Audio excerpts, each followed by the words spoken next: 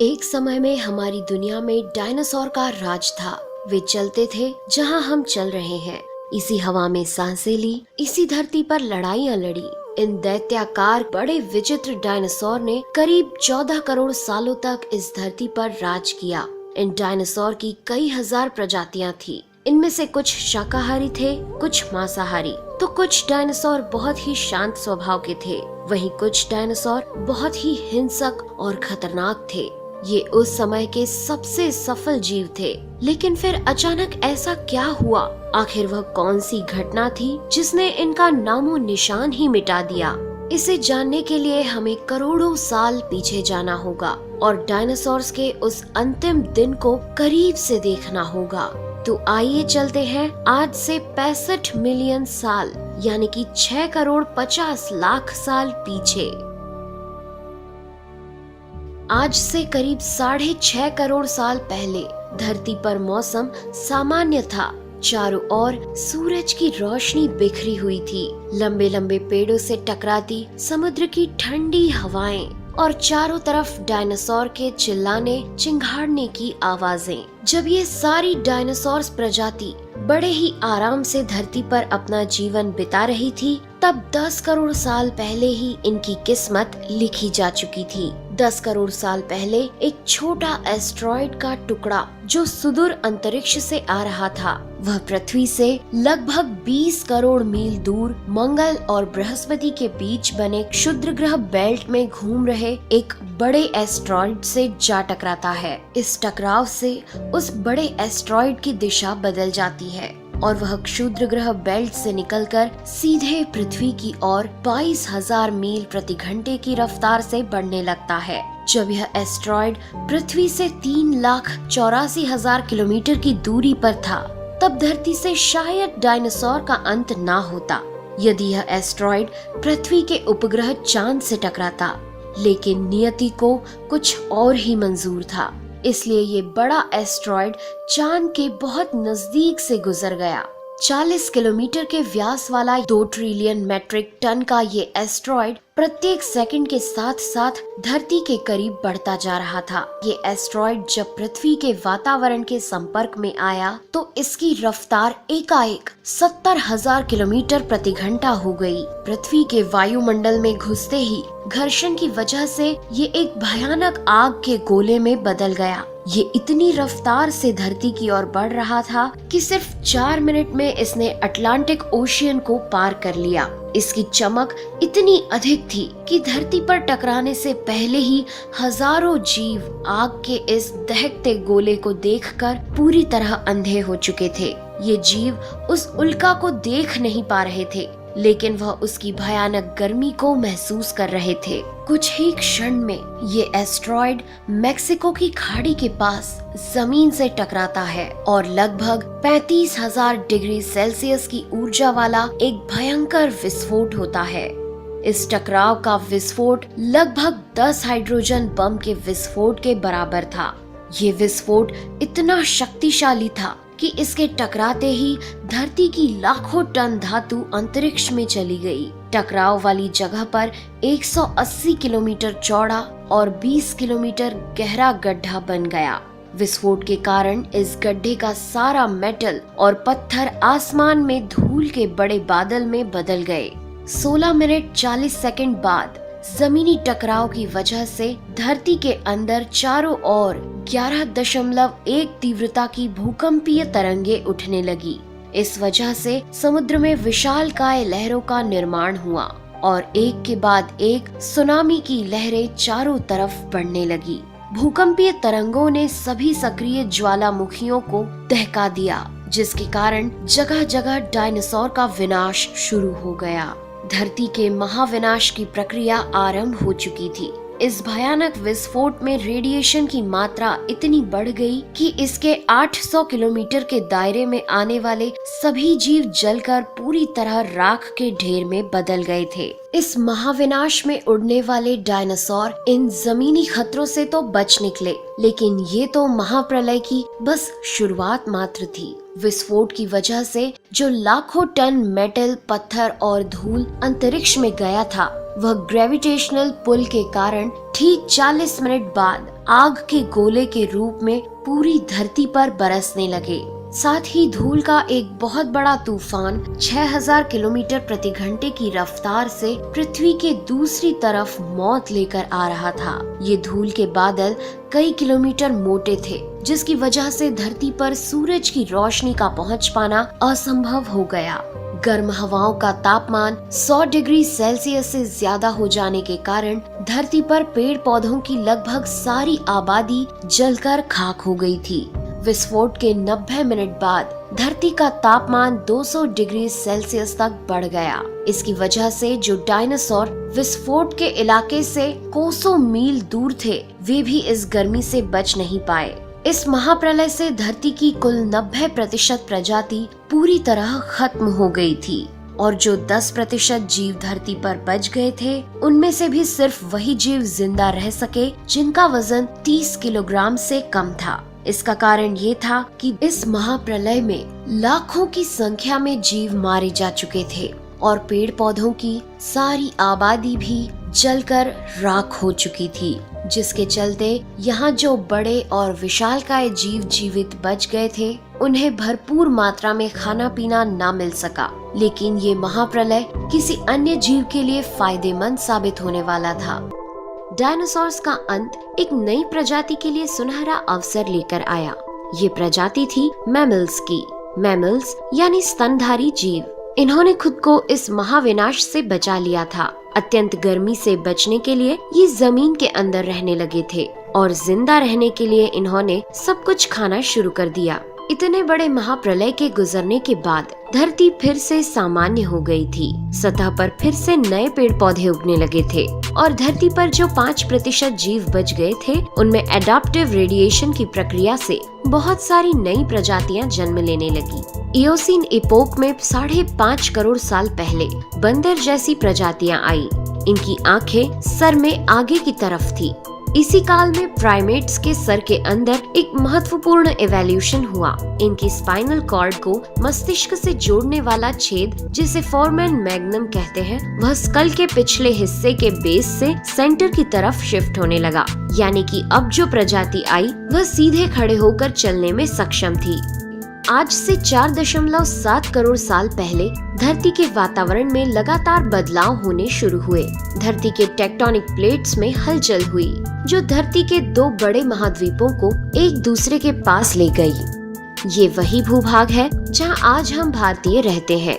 ये है इंडिया, जो एशिया महाद्वीप की ओर तेजी से बढ़ रहा था। इन दोनों महाद्वीप के आपस में टकराने की वजह से हिमालय जैसी पर्वतमालाएं खड़ी होने लगी। यह वही पर्वतमाला है जिसे आज हम जानते हैं दुनिया की सबसे ऊंची चोटी माउंट एवरेस्ट के नाम से।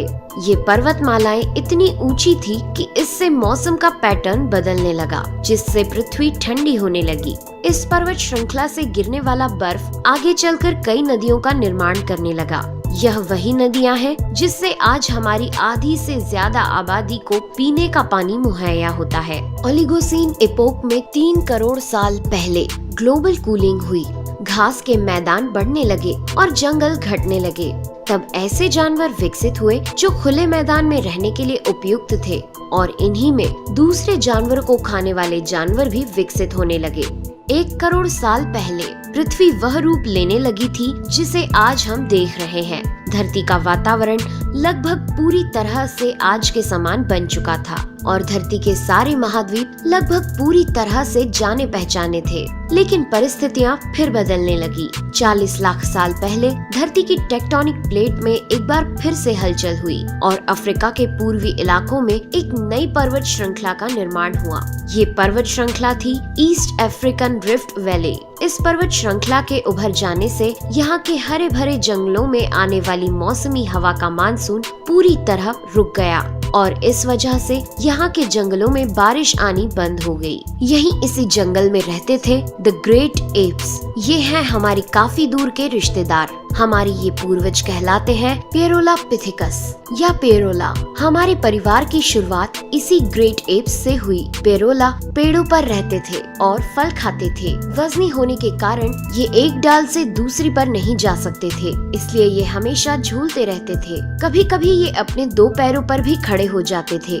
ये चल सकते थे। आम धारणा के उलट सीधे चलने की क्षमता जमीन पर नहीं बल्कि टहनियों पर विकसित हुई। बाइपेडलिज्म यानी 2 पैरों पर चलना इंसानों की नहीं बल्कि एप्स की खोज थी। आगे चलकर ये ग्रेट एप्स जलवायु और जगह के अनुसार बदल गए। कुछ चिंपैंजी और गोरिल्ला में विकसित हुए, कुछ इंसानों में विकसित होने शुरू हुए। वो पूरे अफ्रीका में फैले हुए थे। बारिश के बंद हो जाने से यहाँ के जंगल सूख गए, जिसका सबसे ज्यादा असर इन एप्स पर पड़ा। जंगल सूख जाने से इन एप्स के लिए खाने की समस्या उत्पन्न हो गई और इसीलिए अब ये पेड़ों से उतरकर खाने की तलाश में जमीन पर अपने कदम रखने लगे। ये है एडिपिथिकस रेमिडस। ये हैं हमारे पूर्वज जिन्होंने जमीन पर मानव इतिहास का पहला कदम रखा और आज इन्हीं के कारण हमने चांद पर अपना पहला कदम रखा। इनका दिमाग एक संतरे जितना बड़ा था और इनकी लंबाई 4 फीट तक थी। ये हमारे वंश के सबसे पहले सीधे चलने वाले जीव थे। कई हजार सालों के विकास क्रम के बाद ये 2 पैरों पर चलने लगे। इससे ऊर्जा कम खर्च होती थी और ये चलते चलते भी खा सकते थे। 2 पैरों पर चलने से अब ये सीधे खड़े होकर दूर दूर तक नजर रख सकते थे। समय के साथ साथ विकास की प्रक्रिया चलती रही और हमारे पूर्वज धीरे धीरे विकसित होने लगे। 23 लाख साल पहले हमारे पूर्वजों का दिमाग काफी बड़ा हो गया था। ये थे होमो हेबिलियस। इन्होंने पहली बार पत्थर को हथियार की तरह इस्तेमाल करना शुरू किया। जैसे ही इस मामूली से पत्थर पर धारदार किनारा बना, हमारे पूर्वजों के पास एक हथौड़ा आ गया। हमें काटने का हथियार मिल गया, जिससे वह हजारों ऐसे काम कर सकता था जो वह पहले नहीं कर पाता था। पत्थर के इस्तेमाल ने अंगूठे और उंगलियों को मजबूती दी, जिससे हम और अधिक कुशल तरीके से इनका इस्तेमाल करने में सक्षम हो गए। समय बीतने के साथ ही हमारे पूर्वज अब समूह में अन्य जानवरों का शिकार करने लगे थे। ये थे होमो इरेक्टस, जो अन्य जानवरों से ज्यादा होशियार थे। इन्होंने ही सबसे पहले आग का इस्तेमाल करना सीखा। आग की खोज हमारे पूर्वजों के लिए सबसे बड़ी खोज थी। ये उन्हें गर्मी, रोशनी, अंधेरों और जंगली जानवरों से सुरक्षा देती थी और इसी वजह से अब परिवार भी बनने लगे। इन्होंने आग पर मांस को पकाना सीख लिया था। आग पर खाना पकाने का मतलब था कि मांस को चबाने और पचाने में ऊर्जा का कम खर्च होना और इसी वजह से ये ऊर्जा अब इनके दिमाग में खर्च होने लगी और इन्हें कैलोरी और ज्यादा ताकत मिलने लगी, जिससे हमारे पूर्वजों का दिमाग काफी बड़ा हो गया। 2 लाख साल पहले आज के इंसान ने अपना रूप ले लिया था। लैरिंग्स यानी आवाज की जो नली हमारे पूर्वजों में गले के ऊपर थी, वो नीचे आ गई थी। अब हम ज्यादा जटिल आवाजें निकाल सकते थे। हमने बोलना शुरू कर दिया था। पहली बार कोई जानकारी एक से दूसरे इंसान तक या एक से दूसरी पीढ़ी तक पहुंचने लगी थी। यही वो आखिरी विकास क्रम था जिसके बाद विकसित होकर हम बने। हम यानी होमो सेपियंस। 1 लाख साल पहले इंसान कहीं भी जा सकता था। हमारे पास फुर्तीले हाथ और प्राचीन हथियार थे। हम बात कर सकते थे, आग को काबू में रख सकते थे। अब हम अपने अफ्रीकन घर को और बड़ा कर सकते थे। महाद्वीप यानी कॉन्टिनेंट खिसके तो अफ्रीका और यूरेशिया जुड़ गए और उससे बनी एक बहुत बड़ी जमीन जिसका नाम था एफ्रो यूरेशिया। इंसानों के दूर दूर जाने से बहुत बड़ा बदलाव आया। अब हम एक महाद्वीप से दूसरे महाद्वीप में रहने लगे। इसकी वजह से हम उन चीजों से बचे हुए थे जिसकी वजह से वानरों के मुकाबले दूसरे बड़े स्तनधारी हमेशा के लिए खत्म हो गए। करीब 50,000 साल पहले आइस एज शुरू हो गया और नॉर्थ पोल से आगे बढ़ने लगा। उसी वक्त इंसान चाइना और ऑस्ट्रेलिया तक पहुंच गया था। 30,000 साल पहले इंसान पहली बार यूरोप पहुंच गए। जब बर्फ अपने चरम पर थी तब इंसान अपनी खोज में नॉर्थ ईस्ट साइबेरिया के बर्फीली टंडा तक पहुंच गया। आइस एज के इतने कठिन दौर में भी इंसान हर उस हुनर का विकास कर रहा था जिससे कि वो सच्चे मायनों में इंसान बन सके। हमने खुद को उस माहौल में ढाल लिया, हम ज्यादा समझदार हो गए। उसके बाद हमने पूरी दुनिया में अपनी बस्तियां बसा ली। समुद्र किनारे से पहाड़ की चोटियों तक, हरे भरे मैदानों से लेकर पथरीले इलाकों तक हर जगह इंसान थे। हमारा हुलिया, त्वचा, बाल और आँखों का आकार जलवायु और जगह के अनुसार बदल गया। हमने अपनी आवश्यकता के हिसाब से खेती शुरू की और जानवरों को पालना शुरू कर दिया। हमने कस्बों और शहरों का निर्माण शुरू किया। उसके बाद हमारी सभ्यता और संस्कृति का जन्म हुआ। हमने विज्ञान और गणित का इस्तेमाल शुरू किया जिससे हमें भविष्य में जाने के लिए ऊर्जा और तकनीक मिली। ये है हमारा समय। अब हम पूरी तरह विकसित हैं। हमारे जैसा इस धरती पर अब कोई जीव नहीं। आज हम जानते हैं कि हम कौन हैं, कहां से आए हैं, लेकिन ये तो बस शुरुआत है। अभी हमारा सफर खत्म नहीं हुआ है। हमें अभी और आगे जाना है, आने वाली चुनौतियों का सामना करना है और खुद को और विकसित और आधुनिक बनाना है। दोस्तों, आज के एपिसोड में बस इतना ही। वीडियो अच्छा लगा हो तो प्लीज लाइक करें और चैनल को सब्सक्राइब कर हमारा सपोर्ट जरूर करें। यदि आप नए हैं तो इस चैनल पर हमारे बाकी वीडियोस भी विजिट जरूर करें। साथ ही सब्सक्राइब कर नोटिफिकेशन बेल को भी ऑन कर लें। मैं हूं आपकी दोस्त नेहा आगरकर। फिर से मिलेंगे एक नए एपिसोड में। तब तक के लिए दीजिए इजाजत। नमस्कार।